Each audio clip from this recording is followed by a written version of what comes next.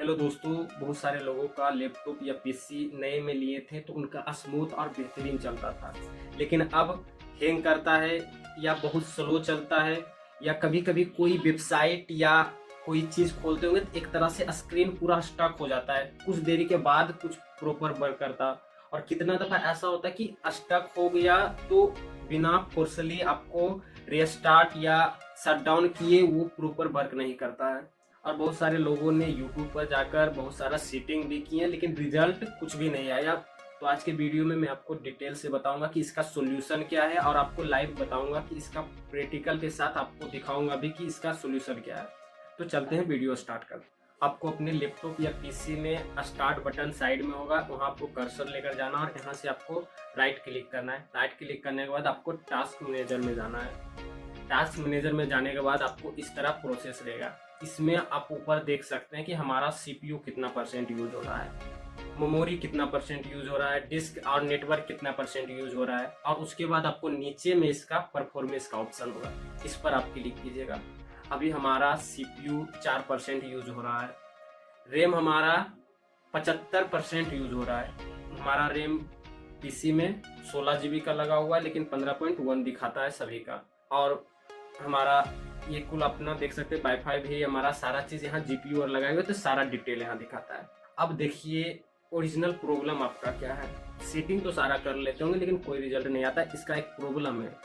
अभी हमारा 11.4 GB का हो रहा है यूज। अभी मैं आपके सामने लाइव बंद करता हूँ वेबसाइट, मतलब अभी सॉफ्टवेयर खोला हुआ, आप लाइव देखिएगा कि यहाँ से हमारा रैम मेमोरी जो है, जिसको रैम यहाँ दिखाता है, वो दिखेगा धीरे धीरे घट रहा है।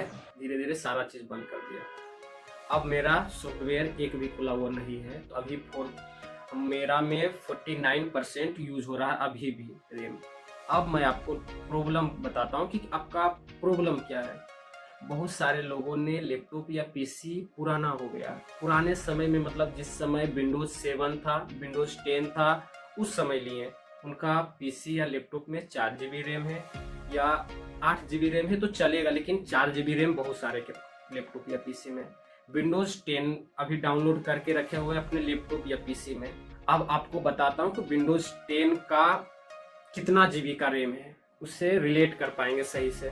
हमारा जब लैपटॉप या पीसी में विंडोज 7 था तो उस समय हमारा रैम 1 GB से 1.5 GB तक ले लेता था स्टोरेज, यानी कि वो सॉफ्टवेयर रन और सारा चीज करने में। और जब स्पेस यानी कि हमारा जो रोम जिसको कह सकते हैं, तो वो रोम जो हमारा है 20 से 25 GB लेता है, जब वो सारा चीज से ओपन होता है, सारा चीज चलता है। लेकिन विंडोज 10 जब आया, विंडोज 7 से विंडोज 10 आया, वो जो सॉफ्टवेयर था और बड़ा हुआ। उस समय स्पेस हमारा स्टोरेज जो होता था वो 30 GB से 40 GB लेता है। अब रैम का बात हुआ, उसमें 2.5 GB से 2.5 GB तक, 3.5 GB तक लेता है।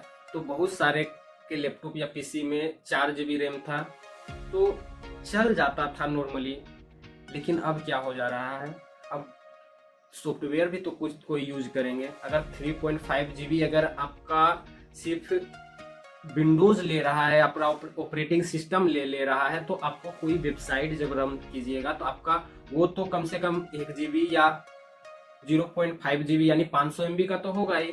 लेकिन अब एक ओपन किया तो चल गया, 2 ओपन करने के बाद आपका पूरी तरीके से लैपटॉप या पीसी स्टक हो जाता है या रुक जाता है या बहुत स्लो होने लगता है। मेन प्रॉब्लम ये है। और अब तो विंडोज 11 आ गया। विंडोज 11 में क्या हो गया, तो उससे और ज्यादा रैम लेने लगा, लेकिन हमारा स्पेस जो है वो कम किया। उसमें 25 GB से 35 GB स्पेस लेता है, लेकिन रैम का हमारा 3.5 GB से 4.5 GB ले रहा है। तो बहुत सारे लोग 8 GB रैम लगाए होंगे तो उनका तो चल जाता होगा। लेकिन अगर वो 4 GB रैम वाले में अगर विंडोज 11 वो इंस्टॉल कर लिए, क्या वो चलेगा? बिल्कुल नहीं चलेगा, एक तरह से रुक जाएगा, यानी हैंग होने लगेगा पूरा चीज। आप कितना भी सेटिंग कर लें कोई रिजल्ट नहीं आएगा। और यही कुल कारण होने के कारण बहुत सारे लोग सोचते हैं कि हमारा सॉफ्टवेयर या लैपटॉप में हमारा प्रॉब्लम है एंटीवायरस का। एंटीवायरस हमारे में नहीं डाला हुआ है, इस कारण बहुत स्लो हो गया है।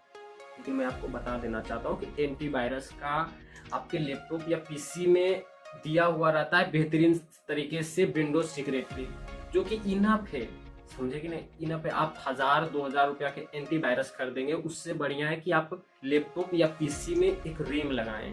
आपका 4 GB का रैम होगा, आप यहाँ जाकर आप देखिएगा कि आपका 4 GB का रैम होगा या 8 GB का रैम होगा। अगर स्लो चल रहा है, ऐसे 8 GB का होगा तो स्लो नहीं चलता होगा, अगर आप हेवी सॉफ्टवेयर नहीं चलाते होंगे। अगर हेवी सॉफ्टवेयर चलाते हैं तो प्रॉब्लम आपका रैम का ही है। अब बहुत सारे के लैपटॉप या पीसी में DDR3 DDR4 रैम लगता होगा, तो आप नेट पर सर्च कर लीजिएगा। आप अपना लैपटॉप या पीसी का आप जो होता है ब्रांड नेम आप डाल के आप सर्च कर सकते हैं कि इसमें कौन सा रैम लगेगा। मॉडल या लैपटॉप या पीसी का आप डाल के पता कर सकते हैं। रैम अभी के समय बहुत ज़्यादा महंगा हो गया, मैं भी मानता हूँ, और मैं सजेशन दूंगा अगर आपको बहुत ज़्यादा स्टक नहीं हो रहा है तो आप कुछ दिन रुक सकते हैं, रैम आपको सस्ता हो जाएगा। DDR4 रैम भी अभी महंगा इसमें दिखा रहा है। महंगा इस कारण है कि अभी जो सारा रैम है अभी AI साइड ले रहा है इसका मटेरियल को, तो अभी रैम बनाना बंद कर दिया है, और बहुत सारे लोग अपने पास स्टॉक करके मतलब रोक कर माल रखे हैं, जिसके कारण प्राइस ऑनलाइन मार्केट में बहुत ज़्यादा हो गया है। तो आप देखिएगा कि ऑफलाइन में अगर आपको मिल रहा है सस्ता तो आप वहाँ से लगा सकते हैं। अगर 8 GB का रैम नहीं तो आप 4 GB का लगा सकते हैं। तो थैंक यू, जय हिंद। आप हमारे बातों को समझे होंगे कि आपका प्रॉब्लम कहाँ से है, और ऐसे ही इंफॉर्मेटिव वीडियो के लिए आप हमसे जुड़ सकते हैं। स्वागत है आपका नितिश टेक जोन में।